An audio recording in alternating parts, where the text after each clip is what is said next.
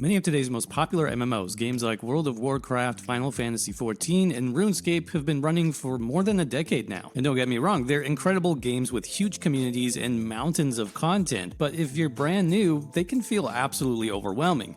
You might log in for the first time and suddenly there's 15 years of expansions staring you in the face. I mean, do you start with the base story? Do you jump into the latest expansion? And how do you keep up with veterans who already know every boss mechanic in the game? So for a lot of new players, it's intimidating enough that they just close the game and never come back. But that's why today I want to take a different approach completely. Instead of looking at the biggest MMOs that have been around forever, let's talk about the MMOs that you can still start in 2025 without feeling like you're years behind. These are games that are approachable, easy to get into, and most importantly, fun right from the start. No endless catching up, no grinding, no mandatory spreadsheets or builds, just log in and play how you want.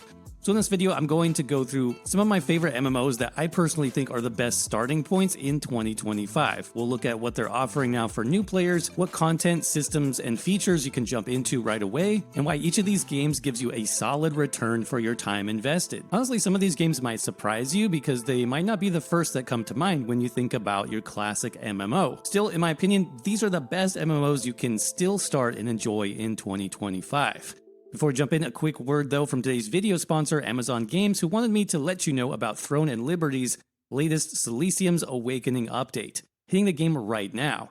This new update for Throne and Liberty includes their new Hyper Boost feature and a new Gears soft reset, their brand new Orb weapon type, new battlegrounds for PvP, new dimensional trials for PvE, and even, yes, player housing getting added to the game.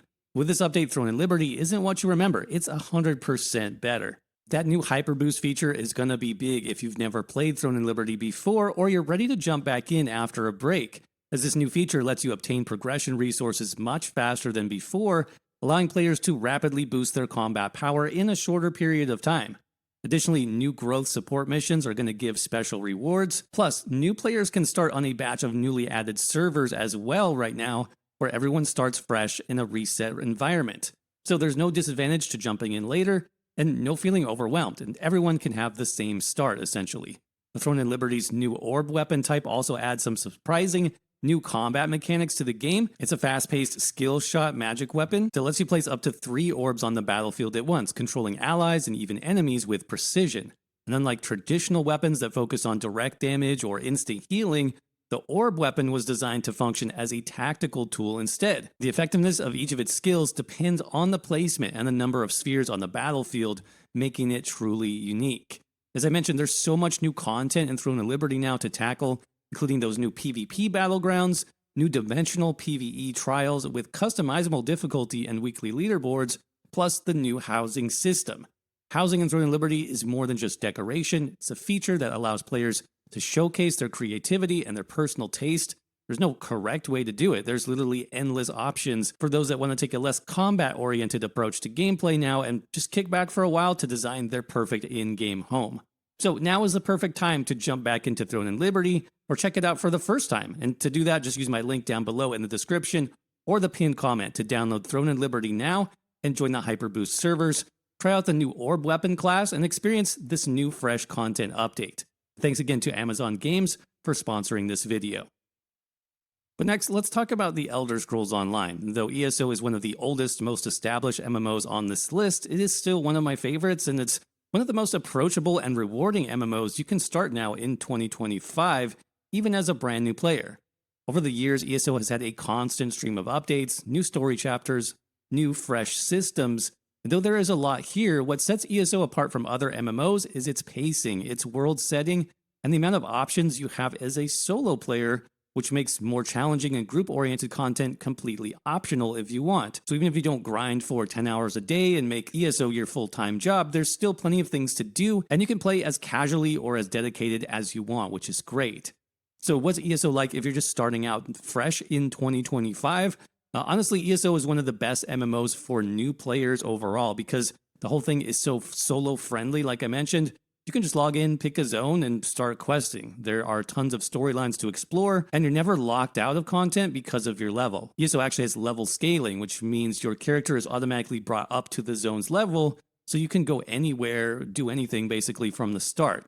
that's a huge deal because it keeps the world open and accessible, and you don't need to grind through 50 hours of side quests just to join your friends in a new chapter. You can actually just jump right in with them. Leveling up in ESO is also one of my favorites in MMOs because you consistently feel more powerful each level. Not only do you gain new skills from your class-defining skill lines, of which you have 3, but you also have a variety of weapon skills to progress from melee to magical.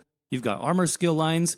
You've got those classic Elder Scrolls guild lines like the Mages Guild and the Fighters Guild, PvP skill lines, Werewolf, Vampire, and even now building your own custom skills via the scribing system, which was recently made free for all base game players. This combined with the new addition of subclassing, which lets you dip into other class skill lines, means you have incredible freedom to build whatever type of character you want in the world, which I really do enjoy. There's also a ton of content variety, as I said. If you like solo play, there are delves and public dungeons, even solo arenas. If you want group content, there are 4-player dungeons and 12-player trials. Crafting is a full-on system in ESO. You can make your own weapons, armor, even furniture for player housing. And of course, if you're here for that Elder Scrolls vibe, then there's endless lore scattered across dozens of zones in the world of Tamriel. It really does feel like a multiplayer Skyrim at times, where you can just pick a direction and go with it. There's a great sense of adventure, exploration, and again, character progression that is really enjoyable. So if you're someone who's always loved Skyrim or Oblivion and you've thought about trying an MMO, but you didn't want to deal with a game that's really complicated or an MMO that's very level-gated, ESO is actually the perfect place to start. It's story-rich, it's solo-friendly, as we said, and it lets you carve out your own adventure without worrying about being too late to the game. Next up, we need to talk about the shocking return, for me at least, of an MMO called New World.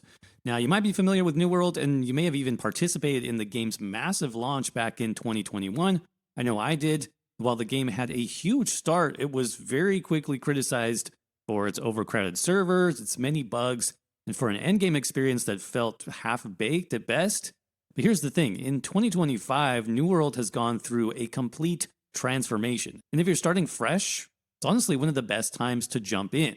The game recently relaunched as New World Eternum, which hit PC and also consoles last year, and this wasn't just a basic rebranding. The dev team basically rebuilt the entire early game experience completely. They tightened up the story, they added a ton of voice acting, additional quests, additional lore, they restructured how leveling works, and they also rolled out cross-platform play so you can hop in whether you're on PC, PlayStation, or Xbox.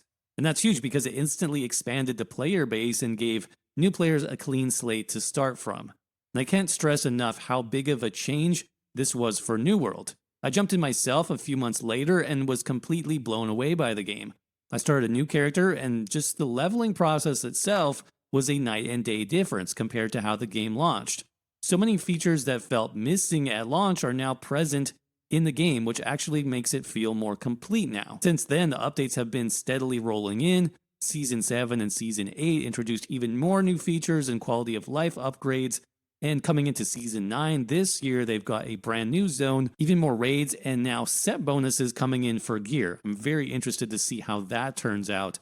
But the overall game finally feels polished, and it also seems like it has a future. Even if the population is now lower than it was at launch, there's a ton of content here that you can enjoy in a more casual setting. So what can you actually do now in New World as the new player? Well, it has one of the most satisfying gathering and crafting systems in MMOs.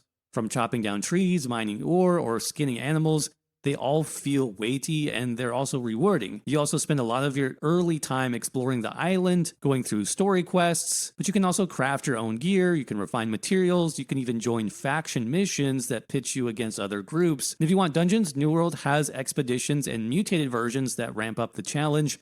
PvP fans can jump into faction wars or even flag up for open world PvP if you like that risk. The beauty here is that you're never forced to do anything. You can take it as slow or as quickly as you want, be as casual or competitive as you want. When it comes to features that help you get in fast, New World definitely streamlined the leveling process, and they did huge improvements, especially on the main story, especially story progression, which is a really big deal. I mean, the early game doesn't drag on nearly as much as it did back when the game launched. You can reach meaningful gear and story content way quicker. Also, huge for me is that back at launch, there were several roadblocks in the main story that actually required you to do coordinated group content like challenging dungeons, defeat difficult bosses that it took many players to defeat, which often left players feeling stuck, especially if you joined the game late. That's no longer the case in New World. You can progress the story completely solo now, which is awesome. That cross-platform relaunch on consoles also gave the game a huge boost, so you'll always find players running around the world with you, making it feel more alive and engaging. So if you're the kind of player who loves a mix of survival gameplay and traditional MMO systems, if you're looking for a new open-world fantasy setting without the typical like dragons and goblins running around, if you like the idea of gathering, crafting, slowly building up your world, then definitely check out New World in 2025. It's one of the few MMOs that actually feels like it might get a second chance, and you'll definitely get a lot of fun for your time invested here. Up next, let's get into Albion Online. This is a very different kind of MMO compared to the others on this list because it's a full-on sandbox. There's no fixed class system here, no forcing you into a specific storyline, and the economy is entirely player-driven. Albion first launched back in 2017. Since then, it's only grown, especially after going free to play and expanding to mobile and cross-platform. What's cool is that here in 2025, the devs at Sandbox Interactive are still releasing big updates, like the Abyssal Depths update earlier this summer, which added new instance PvP modes, revamped the solo experience, and improved the new player onboarding as well, which is exactly what we're talking about in this video. That's a big deal because Albion has always had a reputation for being more challenging for beginners, and these changes all smooth that out quite a bit. Now, if you've followed the channel for a while, you'll know that I even played Albion completely solo for 30 days just to see how far I could get in the game. And the thing that surprised me the most is just how much of the game you can experience without ever joining a guild. I started with nothing but my wits and a donkey by my side, and by the end, I was fully running solo dungeons, crafting high-level items, taking on corrupted dungeons, and even dipping my toes into the PvP arenas.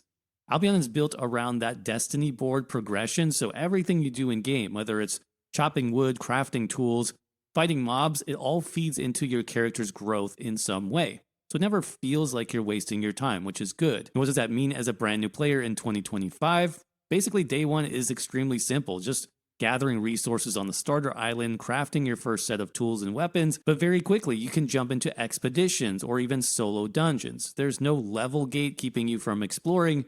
Instead, the gear that you wear defines your skills and your build. The more you use it, the stronger you get in that playstyle. This can feel a bit grindy at times, especially if you are fully invested into one weapon type and then you later want to switch over to another weapon. But the good thing here is that you don't need to completely start over on a new character. It is very flexible. Plus, the world itself is massive. It's also divided into zones with different risk levels, which is pretty unique.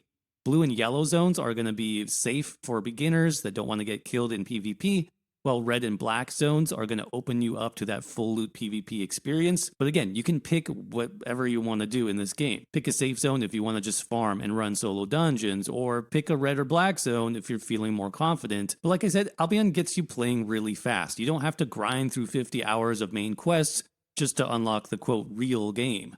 The real game is basically there from the start. From your first week, you can be running expeditions, crafting your own armor sets, even buying your own island, or even testing yourself in more difficult, corrupted zones and dungeons. And that's why I think Albion is such a great recommendation in 2025, because it doesn't matter if you're playing solo, if you're brand new, if you only have a few hours a week to play, there's always something meaningful you can do to progress your character. So if you're looking for an MMO that's pure sandbox with the freedom to play any way that you want, Albion Online definitely something you might want to check out. But last but not least, I need to talk about Fallout 76. Yes, that Fallout 76. This game probably had one of the rockiest launches in MMO history. Back in 2018, Fallout 76 launched with no human NPCs, a bare-bones story, plus tons of bugs, and players hated it. The world felt empty, the PvP focus didn't land, and it quickly became a punchline for many players. But Bethesda stuck with it over the last several years. For one thing, the Wastelanders expansion back in 2020 added human NPCs finally to the game, including more dialogue plus faction interactions, completely changing the tone of the game. Over the years, more updates like Steel Dawn, Expeditions, and just this year recently, the camp revamp have fleshed out the game world even more. Appalachia finally feels alive like an actual Fallout game should, with quest lines, towns, and regular seasonal events that give you a reason to log in and play every day. Personally, I love the game now, and I go back to it every update or so, often for several weeks at a time. Much like New World, which we talked about previously, Fallout 76 finally feels like a more complete game and is vastly improved over where it was at launch. And starting out fresh in 2025 is even easier than before. The game now actually lets you skip straight to level 20 if you want with a pre-made build, complete with weapons, armor, and perks. No more struggling to find some weapon that actually works. You can just dive right into the game and feel good about it.